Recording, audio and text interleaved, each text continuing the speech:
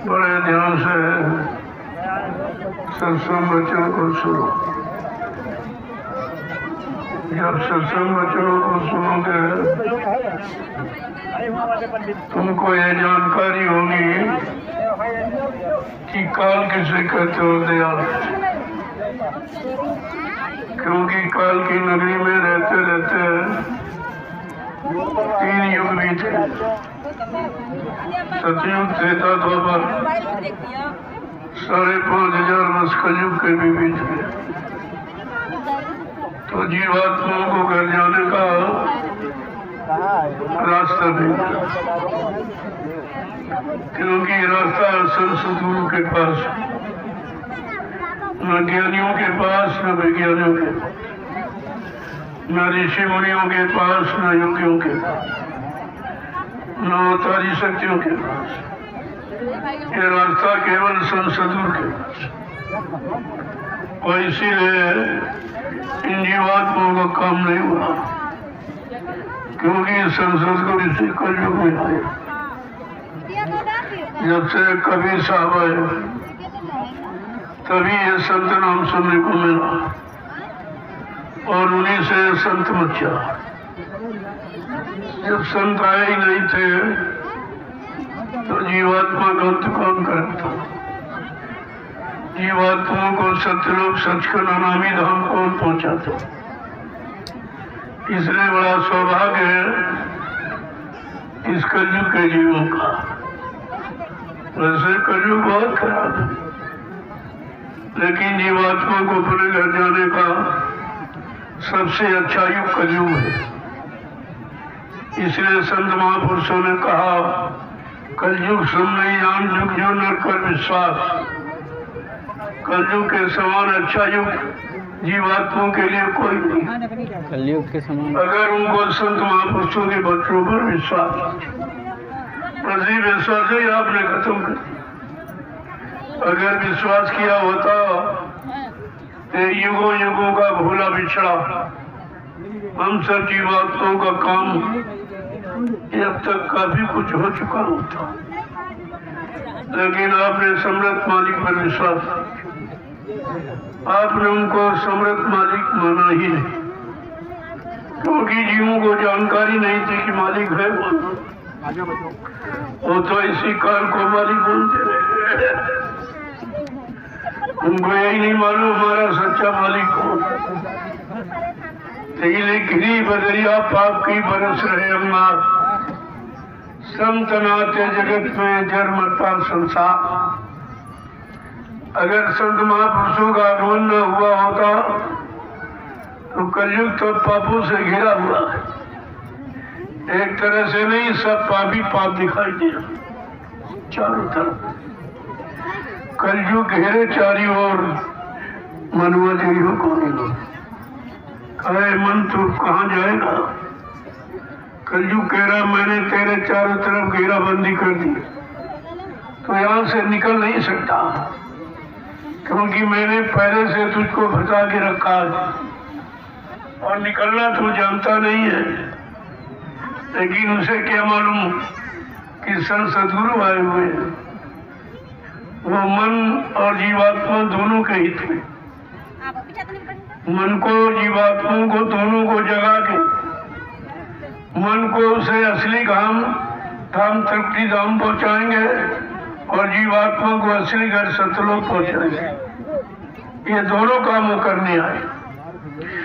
ऐसा काम करने वाला धरती पर पहली बार यह सृष्टि के प्रथम महापुरुष, जिनको किसी ने पहचाना ही नहीं। और प्रेमियों, जब सत्संग सुनोगे तब सत्य समझ में आएगा और झूठ भी समझ आएगा, अच्छा बुरा पाप पुण्य सब समझ में आ जाए।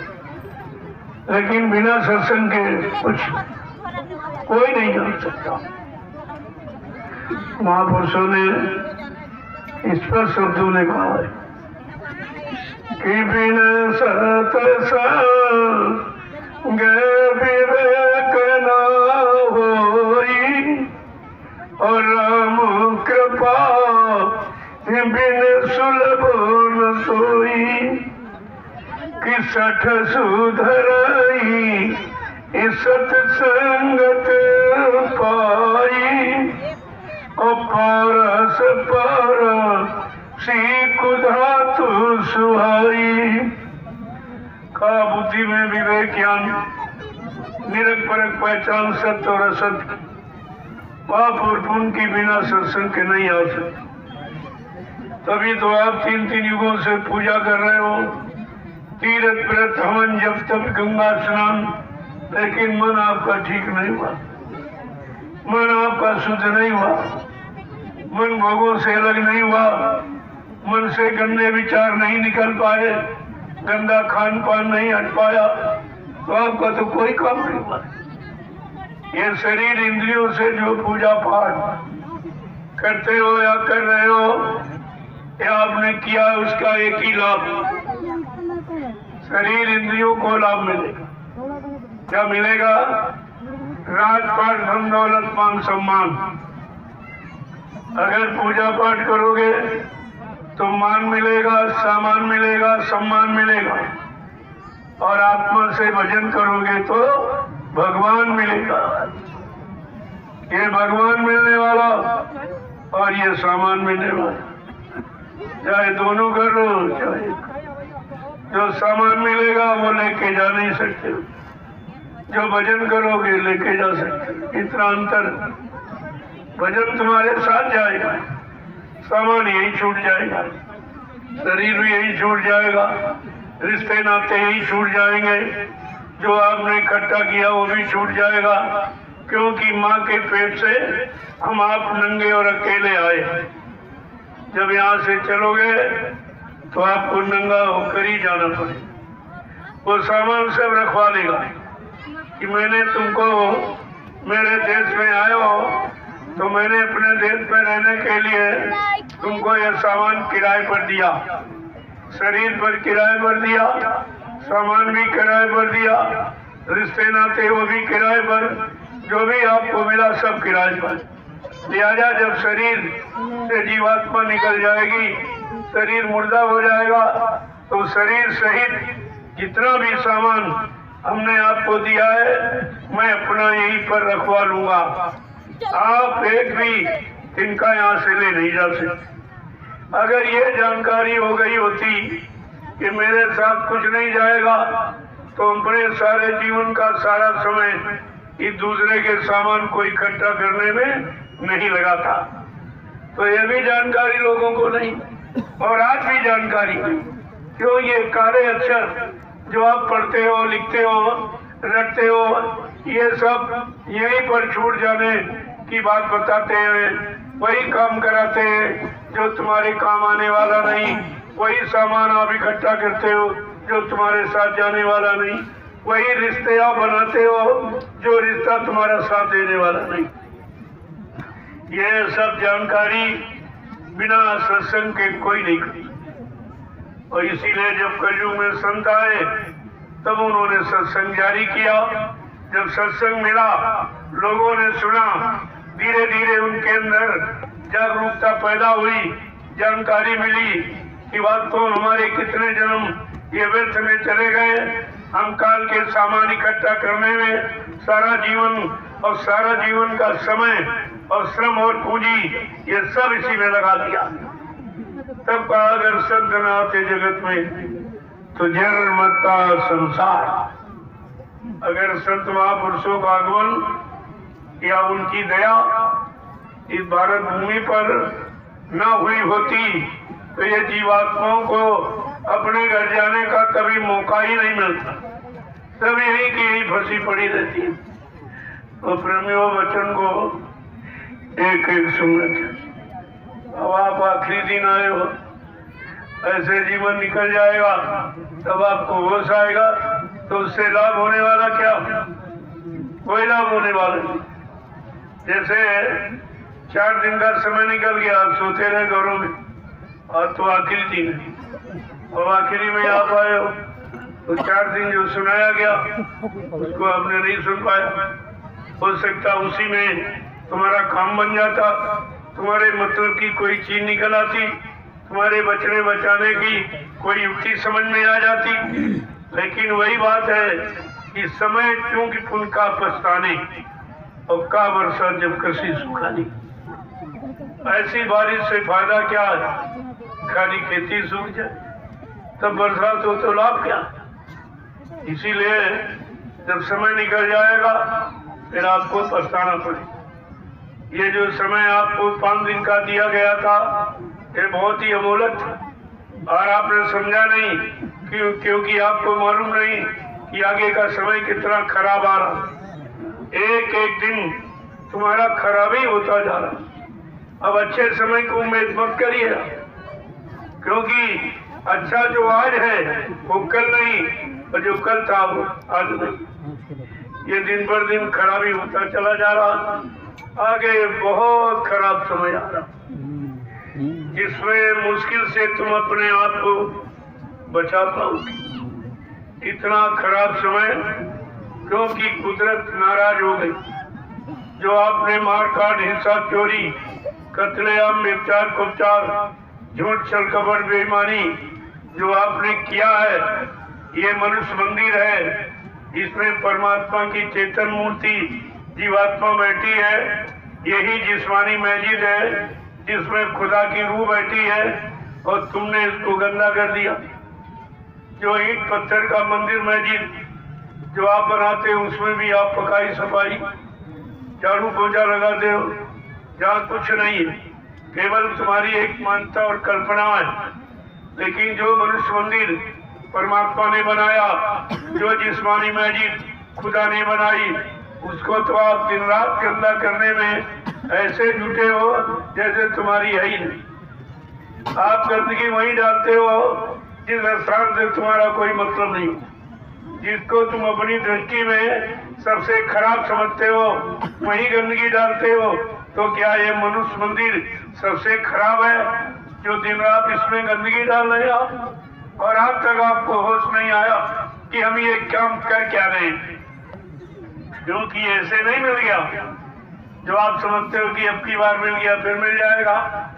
जब जीवात्मा और रूहों ने बड़ी मतलब यानी प्रार्थना की मालिक से कि एक बार हमको मनुष्य मंदिर जिस्मानी मस्जिद का सौभाग्य दे दीजिए, जब हमको ये अवसर मिल जाएगा तो किसी संत महात्मा फकीर से मैं अपने घर का रास्ता पूछ लूंगी और चली जाऊंगी, फिर याद कभी नहीं होंगी। हाँ भाई, इतनी नाराजगी क्यों? कह रही नाक में दम हो गई हमारे, बार बार मरते मरते। जितनी बार जहाँ पैदा हुआ, जिस शरीर योनि में पैदा हुआ, उसमें मौत के सिवा कुछ नहीं मिला। जन्म और मृत्यु, जन्म और मृत्यु। पैदा हुआ और मर गया, फिर पैदा हुआ फिर मर गया। ये तो सिलसिला बहुत पुराना है।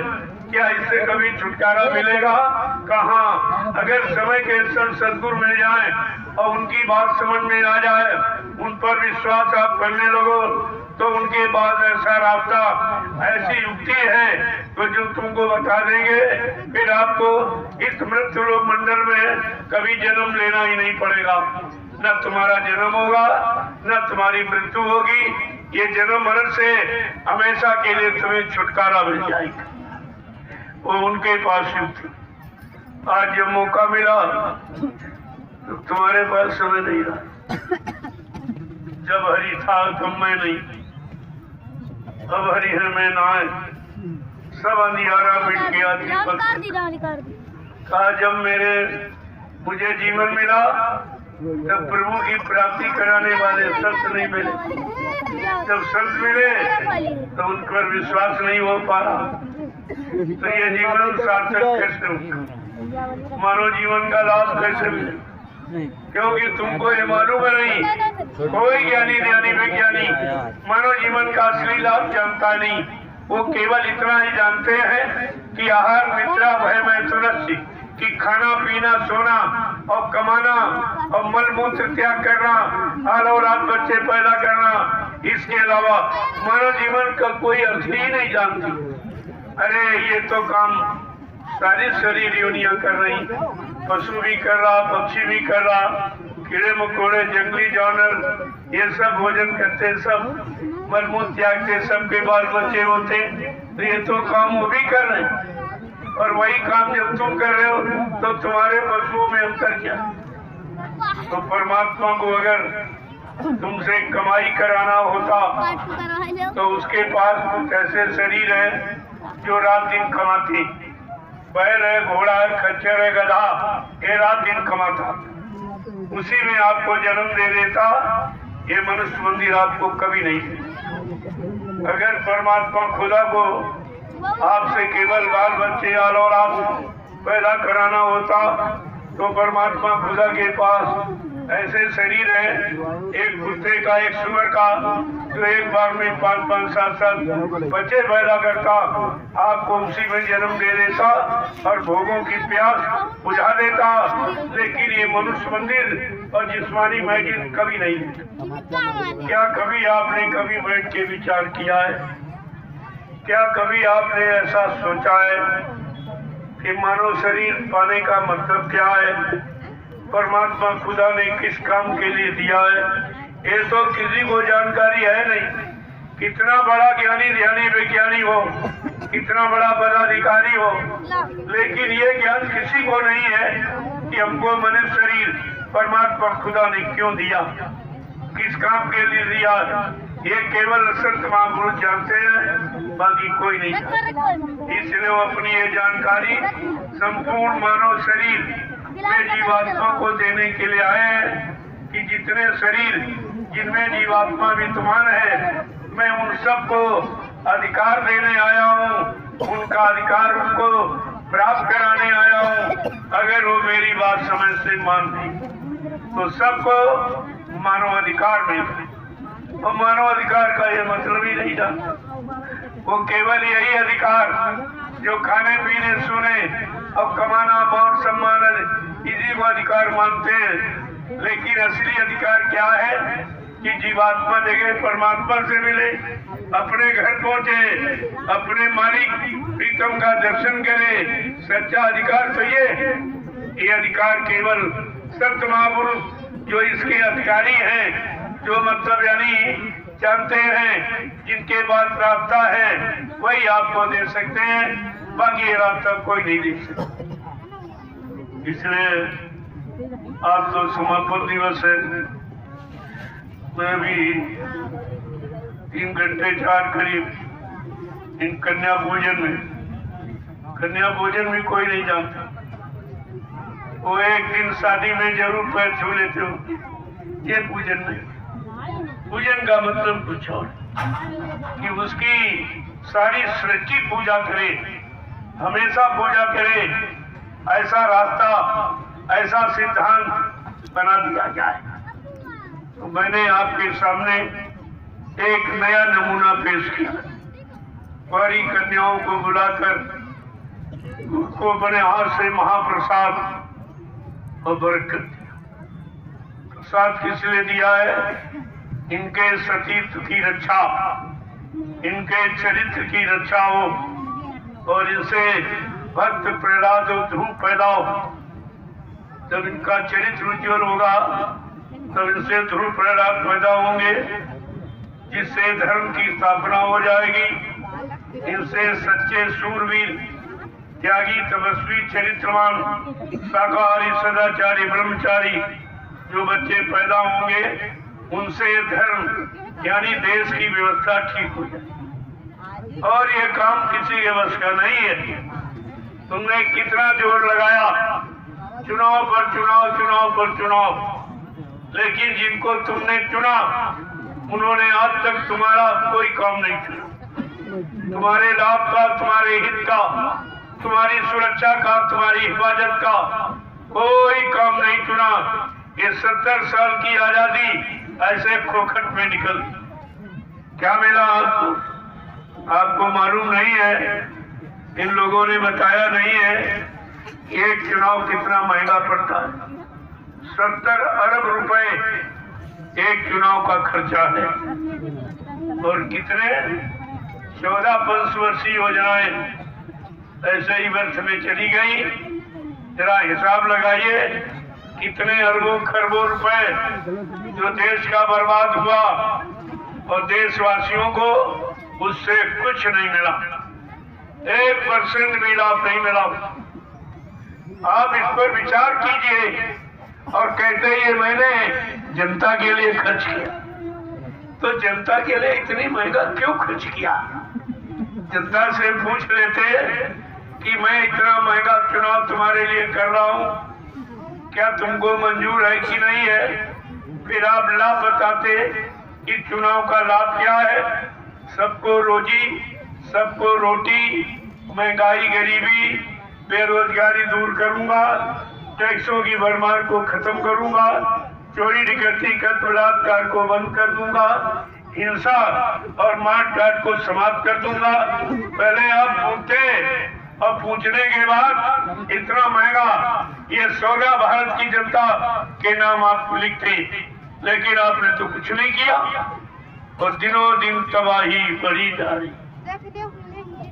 इसीलिए महापुरुषों ने इशारे के लिए क्या कहा कि कहीं शांति ढूंढे नहीं मिल रही है, कहीं शांति ढूंढे नहीं मिल रही है।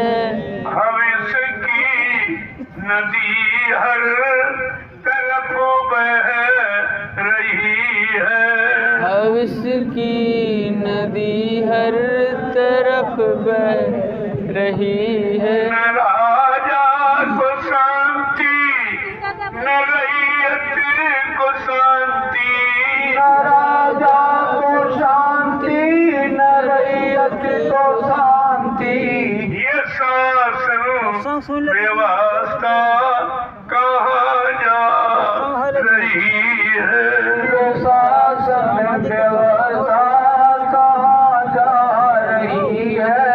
नहीं शांति ढूंढे नहीं मिल रही है, नहीं शांति ढूंढे नहीं मिल रही है। भविष्य की नदी हर तरफ बह रही है, भविष्य की नदी हर तरफ बह रही है। कैसी स्थिति है आज समाज की, देश की, दुनिया की। चारों तरफ देखने पर केवल मारकाट, हिंसा, कत्लेआम, व्यभिचार, चोरी डकैती, कत्ल बलात्कार, इसके सिवा कुछ दिखाई नहीं। आखिरी के थोड़ा देर सुन ले। क्या यही सच्ची सुख शांति है? क्या राजनीति का सच्चा अर्थ यही है? क्या धर्मनीति का सच्चा अर्थ यही है? अरे इस पर सभी बुद्धिजीवों को विचार करना चाहिए कि हमारा भारत देश धार्मिक देश, हमारी है मजहबी मुल्क की धरती हमेशा इस सिद्धांत के लिए अग्रगण्य रही। लोग भारत से न्याय की, सुरक्षा की, धर्म की, कर्म की, मानवता, इंसानियत की, प्रेम, प्यार, मोहब्बत, सेवा, दया, सदाचार, परमात्मा की यादगार की, माँ, बहन, बेटी, बहू की परख पहचान की लोग शिक्षा देते थे, क्योंकि भारत देश योग भूमि। दुनिया के जितने देश भारत को छोड़कर सब भोग भूमि के नाम से जाने जा रहे, लेकिन भारत देश योग भूमि के नाम से जाना जाता। ऐसी योग भूमि पर हमने अपने पाश्चात्य देशों की भोगों की नकल किया। वो भोगों वाला सामान जिससे भोग जागरूक होता है, वही तामसी भोजन, वही मुर्दा, मांस, शराब जो आपने इस्तेमाल किया है, इससे भोग जागृत होता है। बुद्धि तामसी हो जाती है, जिसमें मारकाट, हिंसा का भाव पैदा होता है। आपने उसकी नकल किया और अपने धार्मिक धरती का शाकाहार, सात्विक आहार आपने खत्म कर दिया। परेशानी का पहला कारण ये, क्यों? सिद्धांत क्या कहता है? जैसा करो आहार वैसे बने विचार। जैसा आप आहार माने भोजन करोगे, वैसा ही आपको विचार पैदा होगा। जैसा खाओ अन्न, वैसा बने तन मन, जैसा पीवो पानी वैसी होवे वाणी। हमारे धार्मिक देश मजहबी मुल्क के लिए ये सिद्धांत कानून लागू है। जब तक इस पर आकर नहीं खड़े होगे, कोई भी माई का लाल इस धार्मिक धरा पर धर्म की स्थापना, मानवता इंसानियत की स्थापना, प्रेम प्यार मोहब्बत की स्थापना नहीं कर सकता। ये काम असंभव है। और आपने देखा कितना जोर लगा लिया लेकिन कुछ नहीं कर पाई। बाबा जी ने पहले ही कहा था इशारे में, जोर लगा ले अहले जमाने, तू कब तक जोर लगाएगा, जग में जय गुरुदेव का झंडा लहराएगा। जय गुरुदेव। ये चैलेंज है, ये इनकलाब है, इसे कोई मिटा नहीं सकता। और जय गुरुदेव प्रभु नाम के झंडे को कोई झुका नहीं सकता। ये दोनों चीजें आपके सामने चैलेंज के रूप में कही जा रही। ये कोठरी में बैठ के नहीं, चौड़े मैदान में, और सबको सुनाया जा रहा कि हिंद देश के वासी इसे सुन लो और तुम्हें समझना पड़ेगा इस हिंद देश की लाज तुमको रखनी है। इसलिए इस धार्मिक धरती मजहबी मुल्क की मर्यादा और अनुशासन को जब ध्यान में रखोगे तभी तुम्हारा कुछ आगे बढ़ेगा काम, अन्यथा कोई काम नहीं हो। कितने चुनाव कर लो, कितने प्रधानमंत्री, राष्ट्रपति, मुख्यमंत्री, राज्यपाल बना डालो, लेकिन कुछ होने वाला नहीं। इनसे कुछ होने वाला नहीं है। जब तक तुम्हारा काम बनाने वाला कोई शाकाहारी, सदाचारी, ब्रह्मचारी नहीं होगा, तब तक हिंदुस्तान की धरती पर रहने वाले इन इंसानों का काम कोई बना ही नहीं सकता। और आपने देख लिया 70 साल की आजादी को, कितना लंबा समय, एक जीवन, 70 वर्ष एक जिंदगी कलयुग की, एक जिंदगी निकल गई, कुछ नहीं किया। जो बना था वो भी बिगाड़ दिया, अब तो ध्वस्त हो गया, अब किसी के बस की बात नहीं है इसको बना के खड़ा कर। इसलिए बार बार लोगों को याद दिलाया जा रहा है, ये ऋषि मुनि महात्माओं की धरती है, ये नेताओं की और वक्ताओं की, अध्यक्ष मंत्रियों की न धरती कभी रही न कभी रहेगी। इस पर विचार कीजिए आप। यानी ये संत महापुरुषों की भूमि है, उनको दर्द उठा है, वो अपनी भूमि की रक्षा करेंगे और इस पर कोई अनैतिक कार्य अब नहीं कर पाएगा। यानी मतलब इसके लिए बराबर आपको इशारा किया जा रहा कि जागो जागो दुनिया वालों, इस सतयुग आने वाला है, डम डम डम डम महादेव का डमरू बजने वाला है। महाशक्तियां दुनिया भर की ये मिट्टी में मिल जाएंगी और क्रूर अधर्मी मानव की तब अकल ठिकाने आएगी। ऐसा भीषण बम भोले का ये तांडव होने वाला है। जागो जागो ये दुनिया वालों, और सतयुग आने वाला है। मानव की क्या पेश चलेगी, ये अमर तक फट जाएगा। मानव की क्या पेश चलेगी, ये अंबर तक फट जाएगा। और इस धरती का ये सारा आंगन और लाशों से पट जाएगा। पूरे धर्मी मानव की तब अकल ठिकाने आएगी। और ऐसा भीषण बम भोले का और तांडव होने वाला है। जागो जागो दुनिया वालों, सतयुग आने वाला है। जय गुरुदेव। जय गुरुदेव। उपस्थित प्रेमी जनों, जब खराब समय आता है तो प्रकृति विपरीत दिशा, मानव की बुद्धि विपरीत दिशा, अच्छे कर्मों की जगह बुरे कर्म होने लगते, अच्छे खान पान की जगह गंदा खान पान लोग अपनाने लगते। ये सब लक्षण है और इस समय पूरे लक्षण है, विनाश के पूरे लक्षण। क्योंकि इंसान सच्ची अच्छी बात न मानने को तैयार, न सुनने को तैयार, न करने को तैयार। तो इसलिए अब तो कुछ होना ही। पहले तो बहुत प्रयास किया गया, महात्माओं ने प्रयास किया, शायद बच जाए अच्छी बात है। तो 10 जुलाई 1952 से 2012 तक बाबा जरूर जी महाराज ये सब सच्ची अच्छी नीतियां रीतियां कर और खान पान सबके लिए समय से बताना शुरू किया। सब लोग मान जाओ, सच्चे अच्छे काम करने लगो और अच्छे खान पान में रहने लगो, अच्छी संसोबत में, तो ये सब काम तुम्हारा अच्छा हो जाए। नहीं मानोगे तो कुदरत है तैयार करी, आगे मुसीबत पड़ी।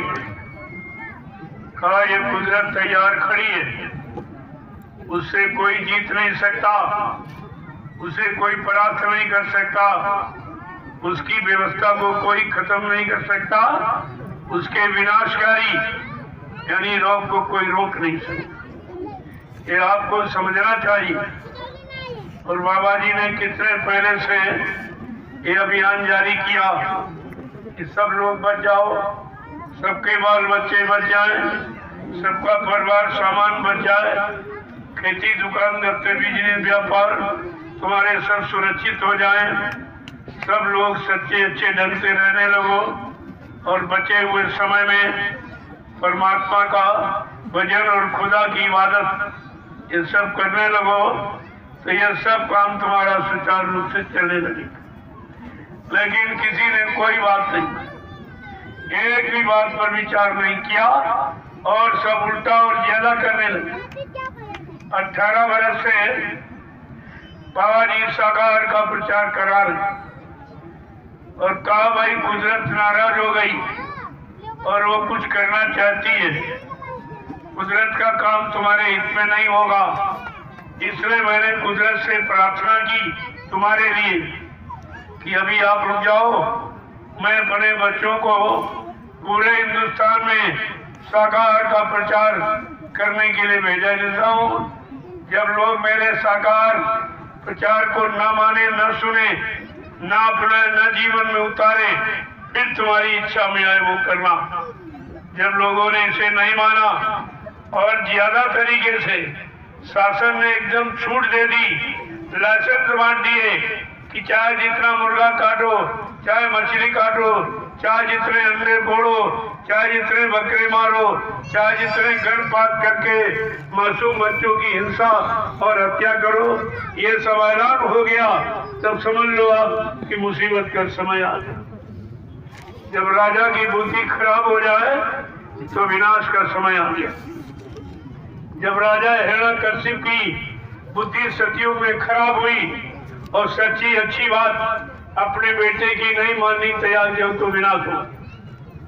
त्रेता में राजा रावण जो सबसे बड़ा ज्ञानी ध्यानी विज्ञानी था अपने समय का, उत्तम कुल पुलस्त करनाती, शिव विरंची पूजे वो महती, इतना बड़ा अच्छा कुलीन ब्राह्मण ब्रह्मा विष्णु महादेव को जिसने अपनी तपस्या और प्रार्थना अर्चना से अपने भक्त में कर लिया था, लेकिन जब उसकी बुद्धि खराब हो गई, अच्छी बात नहीं मानने लगा, धर्म की बात नहीं सुनने लगा और सब तरफ से यानी हिंसा और पाप कर्म करने लगा, माँ बहन बेटियों की पहचान भूल गया, तो विनाश हो गया।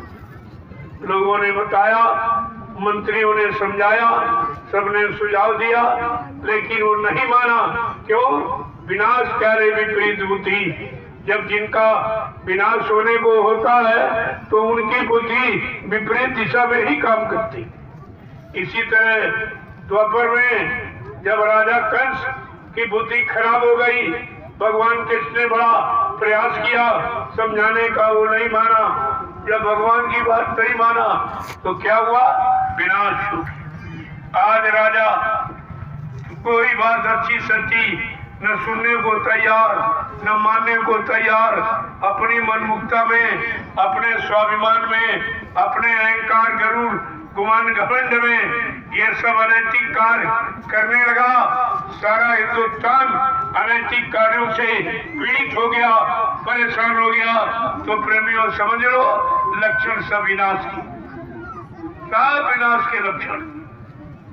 ऐसी स्थिति में विनाश ही विनाश, और आपको उस पर विचार करना चाहिए। सारे इतिहासों को आगे रखना चाहिए। सतयुग त्रेता द्वापर के इतिहास को याद करके अपने कलयुग के इतिहास को बदल लो, समझ लो, ठीक कर लो, तो तुम्हारे बचने का कोई न कोई उपाय निकल आएगा। अन्यथा बचने का कोई उपाय नहीं। गोस्वामी जी महाराज ने रामचरितमानस के उत्तरकांड में स्पष्ट कहा है। क्या कहा? कि जासुराज प्रिय प्रजा दुखारी और सुन प्यावा से नरक अधिकारी। जिनके राज में प्रजा दुखी, वो राजा नरक में जाएगा। चाहे देश का प्रधानमंत्री हो, प्रदेश का मुख्यमंत्री हो, राष्ट्रपति हो, राज्यपाल हो, और मतलब यानी जिले का डीएम हो, तहसील का तहसीलदार हो, ब्लॉक का ब्लॉक प्रमुख हो, गांव का प्रधान हो, घर का मालिक मुखिया हो, कानून सब पर एक ही लागू। जिनके तहत आश्रित जितने लोग रह रहे हैं, अगर वो दुखी और परेशान है तो वो जिम्मेदार व्यक्ति नरक का गामी, वो नरक में जाने का अधिकारी है। ये सूत्र संत महापुरुषों का संत वचन पलटत नहीं, पलट जात ब्रह्मांड। चाहे ब्रह्म अपनी ब्रह्मांड की रचना में तब्दीली बदलाव क्यों न कर दे, लेकिन संत जो कहेंगे वो करके दिखाएंगे। और बाबा जी ने क्या कहा? ये मतलब ये धरती आसमान की जगह ले ले, आसमान उतर कर जमीन की जगह पर आ जाए, और सूरज पूरब में निकलना बंद कर दे, पश्चिम में निकलने लगे, तुम इसको मान लेना। लेकिन बच्चा जो मैं मंच पर बैठ कर बोल दूंगा वो इधर उधर होने वाला नहीं है। वो अकाट्य वचन, वो सब तुम्हारे सामने होकर गुजरेंगे। अब उसका समय आ गया है, धीरे धीरे सब तुम्हारे सामने होके नजरअंदाज हो जाएगी। आप थोड़ा इंतजार करिए, बहुत जल्दी ही व्यवस्था बदलने वाली। अब ज्यादा समय नहीं है। जब किसी चीज पर रोक लगा दी जाए और उसके बदले और उत्पाद और उल्टा किया जाने लगे तो समझ लो विनाशकारी विपरीत बुद्धि। विनाश होना है, इसलिए जिम्मेदारों की बुद्धि विपरीत दिशा की तरफ जा रही। ये धर्मशास्त्र सब बता, मैं नहीं कहता हूँ, मैं तो धर्मशास्त्रों की बात याद दिलाता हूँ कि अभी आप मान लो, चलो सतयुग की सुन लो, नहीं समझ पाए त्रेता की मान लो, नहीं मान पाए द्वापर की मान लो, और नहीं मान पाए तो कलयुग में आए सम्राट दाता सदगुरुदयाल बाबा जी की बात मान लो, तो तुम्हारा बचाव हो सकता, अन्यथा बहुत मुश्किल। गोस्वामी जी महाराज ने पहले ही लिख डाला, क्योंकि संत त्रिकाल बोधि, त्रिकालदर्शी, भूत भविष्य वर्तमान के जानकार होते हैं। उन्होंने पहले कहा, बहुमत तीमत बालमत बिन नरेश का राज, सुख संपदा को कहे जान बचे बर्बाद। और आपके सामने सब हुआ। प्रजा का बहुमत भी आपने देखा, प्रजा ने बहुमत दिया, ये फिर भी नहीं जागे। स्त्री का राज्य आया, फिर भी नहीं जागे। एक लड़के का राज्य आया, फिर भी नहीं जागे। अब तो बिन नरेश का राज। कैसा कि सरकार के पास कोई सरकारी विभाग ही नहीं, तो सरकार ही खत्म हो गई। जब सरकार के पास कोई सरकारी विभाग नहीं तो सरकार कहाँ रही? आप विचार कीजिए। ये गोस्वामी जी महाराज की युक्ति बिल्कुल सत्य यानी 100% लागू है कि अब राजा नहीं है, बिन नरेश का राज है। ऐ भारत की प्रजा, जब बिन नरेश का राज हो जाए तो समझ लो सुख संपदा को कहे जान बचे बर्बाद। सुख और समृद्धि तुम भूल जाओ, तुम्हारी सबकी जान बच जाए, यही बहुत है। अब आपके लिए यही बहुत।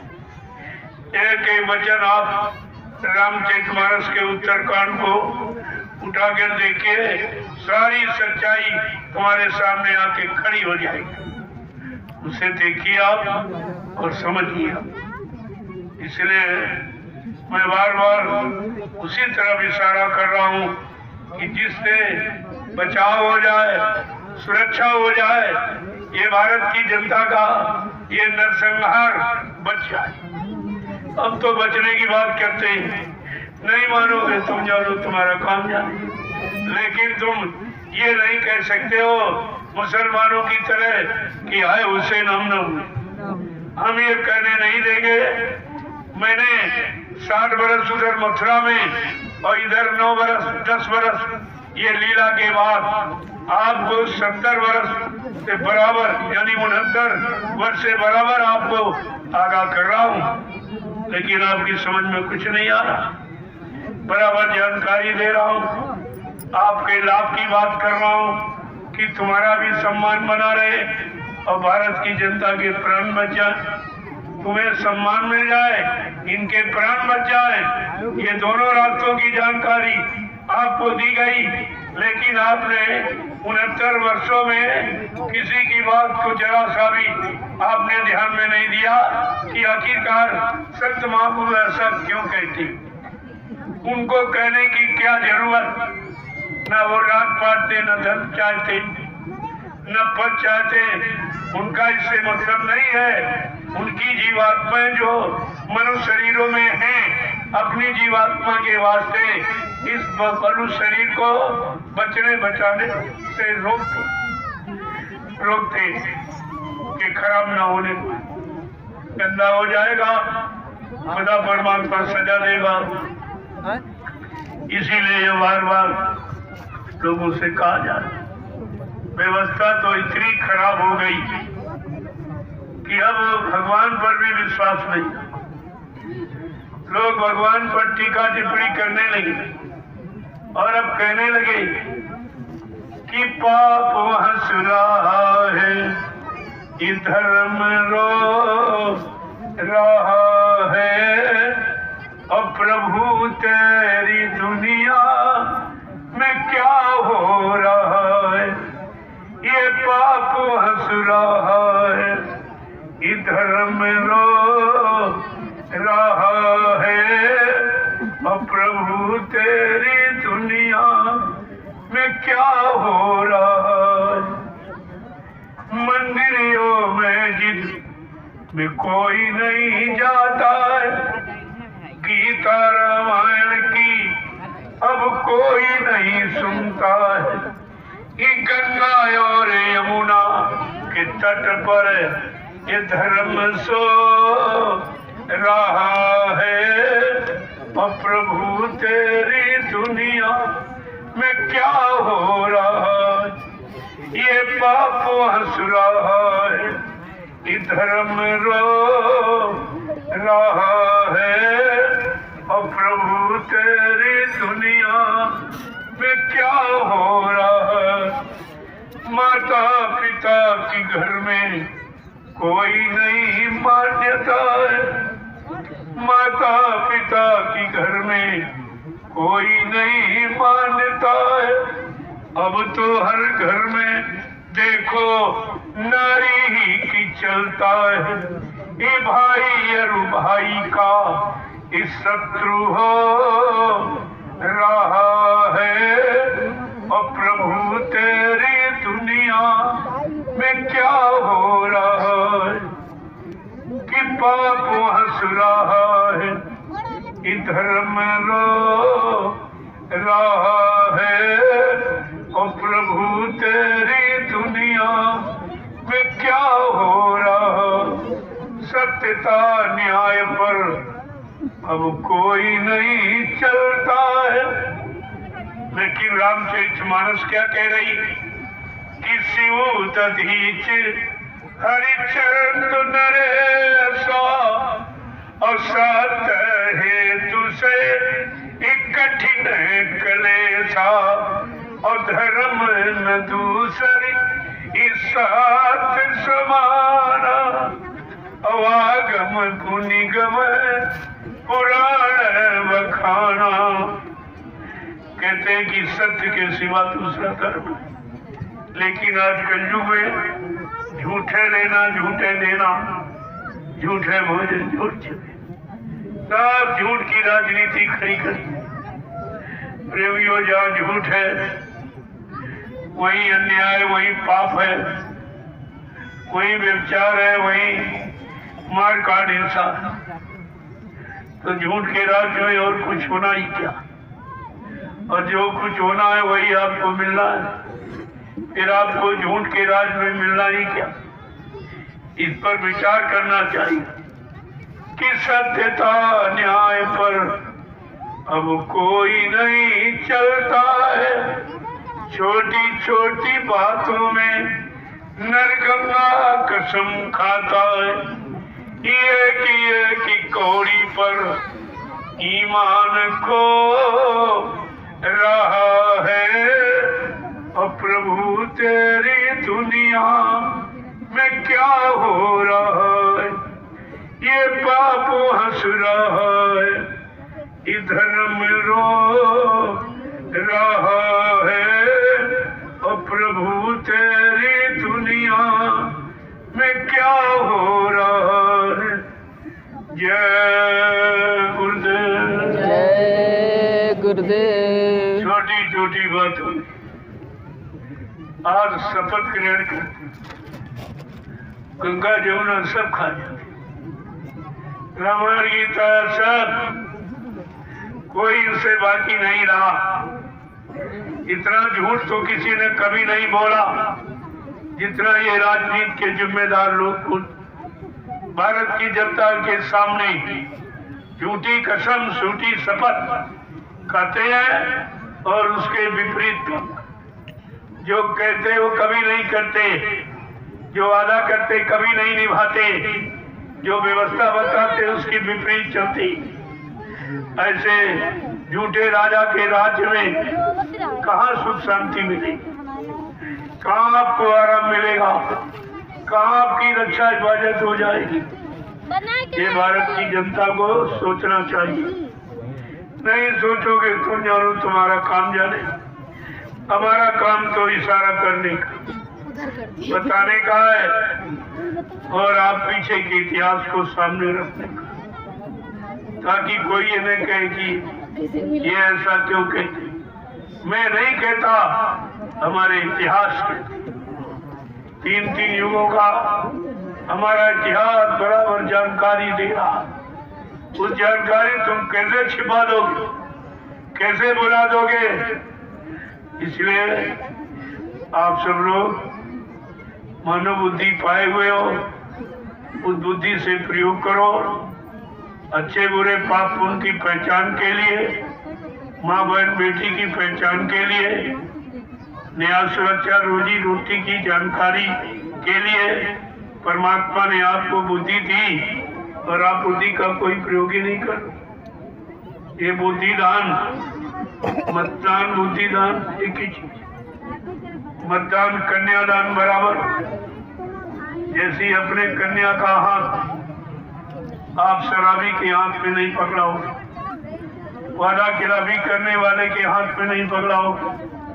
वादा खिलाफी, झूठ, छल कपट, धोखाधड़ी, बेईमानी करने के हाथ नहीं पकड़ाओगे। और जो हिंसाएं, हत्याएं करवाए या करे या उसका मांस खाए, उसके हाथ में आप नहीं पकड़ाओ। कन्यादान भी आप सोच समझ के करते हो, जानते हो कि इससे हमारी कन्या का भविष्य अच्छा नहीं रहेगा, लेकिन प्रेमियों, तुमने मतदान आज तक कहां किया? उन्हीं वादा खिलाफी करने वाले, निरंतर झूठ बोलने वाले, हिंसाएं, हत्याएं कराने वाले, गंदी वस्तुओं का यानी प्रचार कराने वाले, बिक्री कराने वाले, जिससे पारिवारिक, सामाजिक, व्यवहारिक जीवन सब अस्त व्यस्त हो गया है। और तुम्हारी बुद्धि कहाँ चली? तुम अभी नहीं विचार कर पा रहे हो। ये तो आज नहीं तो कल आपको सोचना पड़े। तुम कहाँ तक मार खाओगे? एक न एक दिन आपको घूम के खड़ा होना पड़ेगा। पहले से जाग जाओ, चेत जाओ, समझ जाओ, तो तुम्हारा बच जाए। और सब खोकर और सब बर्बाद करके अगर तुम जागे तो ये जागना तुम्हारा किस काम का? इसलिए मैं तो केवल प्रार्थना ही कर सकता हूँ। अगर प्रार्थना समझ में आ जाए तो अपना लेना, नहीं तो कुदरत की मार के लिए तैयार हो जाओ। अभी तुमने एक छोटी सी बीमारी जो कुदरत ने एक नमूना पेश किया, सारा विश्व तबाह होगा और करोड़ों एक झटके में चलेंगे। ये मनुष्य मंदिर करोड़ों बिगड़ गए, ईंट पत्थर वाला मंदिर बनवाते रहे और करोड़ों मनुष्य मंदिर ये खराब हो, जो दोबारा नहीं मिलेगा। ईंट पत्थर वाला तो कभी बना सकते हो, अगर बिगड़ जाए, टूट जाए, गिर जाए तो फिर से बना सकते हो, लेकिन मनुष्य मंदिर और ये जिस्मानी मस्जिद अगर ये बिगड़ गई तो ये फिर आप बना नहीं सकते। ये फिर तुम्हारे हाथ नहीं लगी। एक मंदिर के बनवाने में अरबों खरबों चले गए, उसका होश नहीं, उसकी चिंता नहीं है। ये मंदिर क्या करेगा? इस मंदिर से कौन सुरक्षा हो जाएगी? इस मंदिर में कौन भगवान मिल जाएगा या किसी को मिल गया हो बता दो। जो 3 युगों से पूजा की, सब आपको मंदिर मस्जिद गिरजाघर गुरुद्वारे में कोई देवी देवता, कोई परमात्मा खुदा गाड नहीं मिला, तो अब कौन से मिल जाएगा? अरे इसमें कभी आया होता तो उसका इतिहास होता, उसकी जानकारी होती और किसी को मिला होता तो पक्का प्रमाण होता। ऐसा तो कोई प्रमाण नहीं करता है। इस तरह ये मानव जीवन खतरे में क्यों डाल रहे? क्यों भ्रमित कर रहे हो? क्यों गुमराह कर रहे हो? क्यों अच्छे सच्चे रास्ते से हटा रहे हो? तुमको भगवान का डर नहीं है, तुमको खुदा का डर नहीं है, तुमको गाड का डर नहीं है, तुमको सच्चे सदगुरु का डर नहीं है। ये तो बड़ा विचारणीय विषय है। इसलिए प्रेमियों, मैं तो आज थोड़े समय के लिए आ गया, क्योंकि आज समापन दिवस है। मैं पूरे दिन कन्याओं का दर्शन, उनको प्रणाम करने में, उनको प्रसाद देने में मैं बैठे ही रहा था। वो बैठे बैठे फिर आपके पास आ गए। चलो चलते चलाते आपको भी प्रणाम कर लूं, आपको प्रसाद दे दूं, आपका दर्शन कर लूं। पता नहीं ये जीवन रहे न रहे, इसका क्या कहें। दुनिया के काम कभी कम न होंगे। अफसोस है कि एक दिन तुम न होगी। ये दुनिया पहले भी थी, आज भी आगे भी रहेगी, लेकिन हम आप एक दिन नहीं रहेंगे। तो उसमें रहने के पहले हम अपना काम क्यों न बना लें, ताकि दोबारा रहने की बात सामने न आवे। न आना, न रहना, न जाना, ये सब खत्म हो जाए। संत महापुरुष उसी स्थिति, उसी परिस्थिति को बनाने के लिए आए हैं और वही रास्ता आपके लिए प्रशस्त मजबूत करने आए। जय गुरुदेव।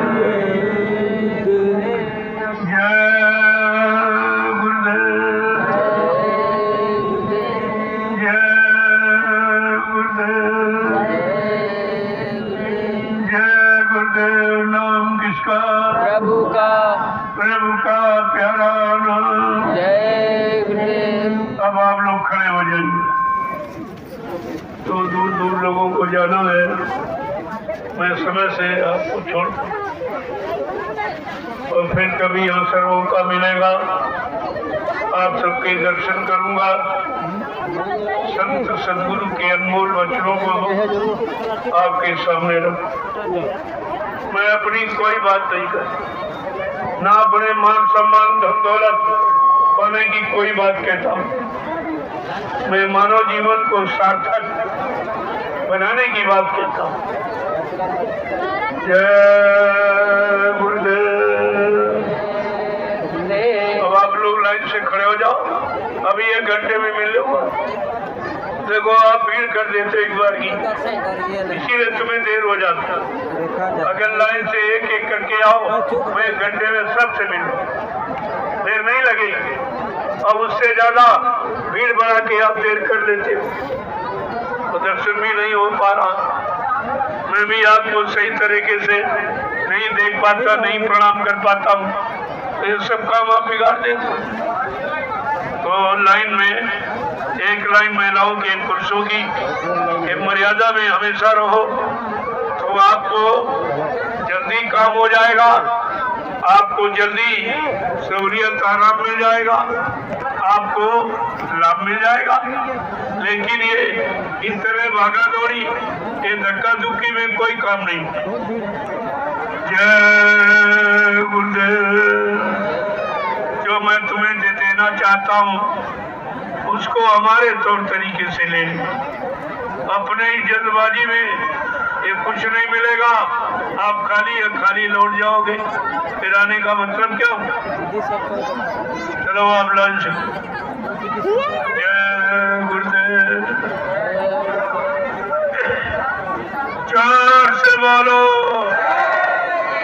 सब मिल बोलो,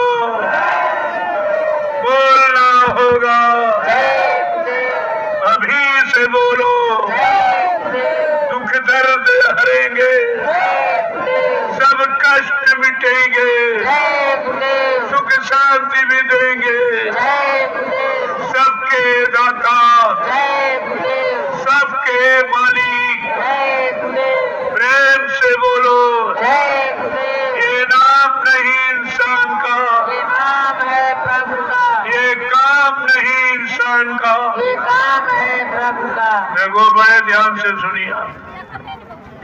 कि जब बच्चा पैदा होता माँ के घर, चाहे हिंदू घर में चाहे मुसलमान के घर, किसी माँ ने अपने बच्चे को पैदा होने के बाद मुर्गा मीट नहीं खिलाया, न अंडा खिलाया, न शराब पिलाया। हर माँ ने अपने बच्चे को अपना दूध पिलाया।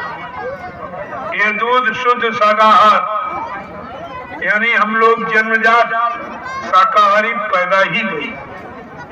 बच्चा 3 गुणों को लेकर जन्म लेता है, शाकाहारी, सदाचारी और ब्रह्मचारी। 3 गुणों को लेकर। और हमारे पास पहले गुण नहीं रहा कि हम शाकाहारी नहीं रह पाए, तो सदाचारी ब्रह्मचारी का तो प्रश्न ही खत्म। परेशानी का कारण ये है, परमात्मा खुदा ने जितने जीव बनाए सबका भोजन अलग बनाया। पशुओं का अलग, पक्षियों का अलग, कीड़े मकोड़ों का अलग, जंगली जानवरों का अलग, और मनुष्य का भोजन सबसे अलग बनाया। क्योंकि परमात्मा खुदा को इंसान बहुत प्यारा। भगवान राम ने कहा है कि सब मेरे, ये सब मम उपजाए, और 3 में आदि के मनुज मोह भाए। ये भगवान का वाक्य है कि जितनी सृष्टि देख रहे हो सब मेरी ही बनाई। विज्ञान इंसान ने कोई जीव जंतु नहीं बनाया।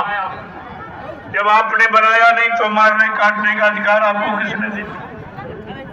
सबसे बड़ा नैतिक कार्य आप नहीं कर सकते। जब आप बना नहीं सकते हो तो बिगाड़ने का अधिकार आपको कहाँ मिला?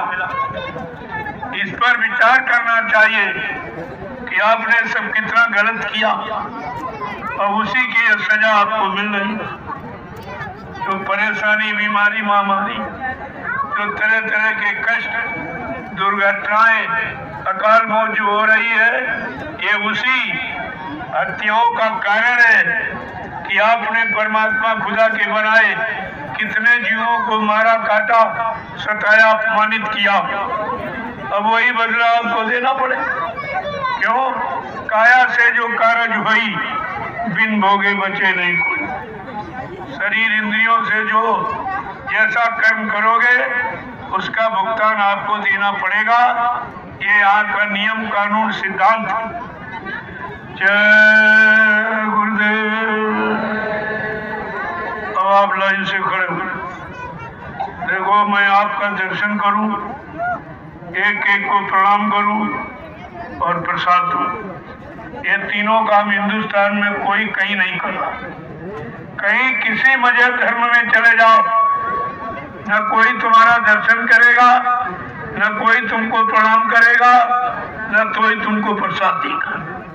ये तीनों काम कोई नहीं करेगा।